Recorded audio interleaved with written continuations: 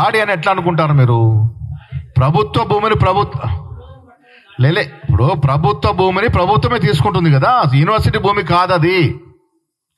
మీరు స్పష్టత తీసుకోవాల్సింది, అది యూనివర్సిటీకి సంబంధించిన భూమి కాదు, అది ప్రభుత్వానికి సంబంధించిన భూమినే ప్రభుత్వం స్వాధీనం చేసుకుంటుంది.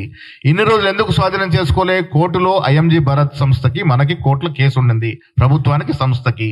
ఇవాళ కోర్టు తీర్పు ఇచ్చింది కాబట్టి తద్వారా ఆ భూమిని స్వాధీనం చేసుకుంటా ఉంది.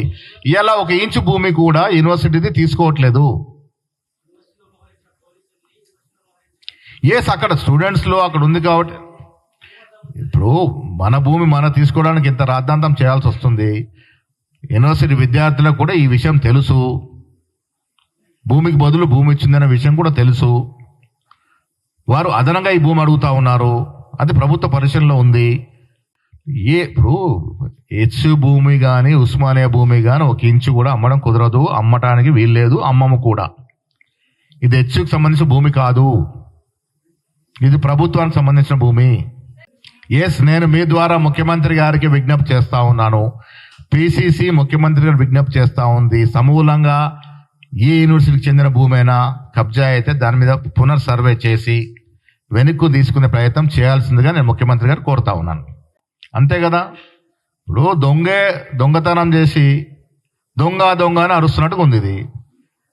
ఇప్పుడు లెక్కలు తీస్తే బొక్కలు ఇరుగుతాయి. ఎన్ని భూములు వాళ్ళు కబ్జా చేశారో ఒక్కసారి చూడండి. BRS double standards and యుఓహెచ్ stand exposed. ఇప్పుడు వాళ్ళకో నీతి మాకో నీతి అంటే ఎట్లా? మా దగ్గర స్పష్టత ఉంది, క్లారిటీ ఉంది. నేను ఇవాళ మీకు పిసిసి ప్రెసిడెంట్గా క్లారిటీ ఇవాళ సాగు చేస్తున్న అక్కడ బుల్డోజర్తో సాగు చేస్తున్న భూమి ప్రభుత్వ భూమి, యూనివర్సిటీకి సంబంధించిన భూమి కాదు. దీని బదులు భూమి యూనివర్సిటీకి ఇవ్వడం జరిగింది. ఆ భూమిని కబ్జా చేసింది టిఆర్ఎస్ నాయకులు. ఇప్పుడు ప్రభుత్వం భూములు అమ్ముకునే స్థాయి ఎందుకు వచ్చింది వాళ్ళ రాష్ట్రంలో? ఎవరి నిర్వాహకం వల్ల వచ్చింది? 600 లక్షల కోట్లు కేసీఆర్ అప్పు చేస్తే కదా ఆ పరిస్థితి వచ్చింది. సంక్షేమం నడవాలి, రైతు సంక్షేమం నడవాలి, బీదల సంక్షేమం నడవలేపు కొన్ని ఇటువంటి చర్యలు ఉంటాయి.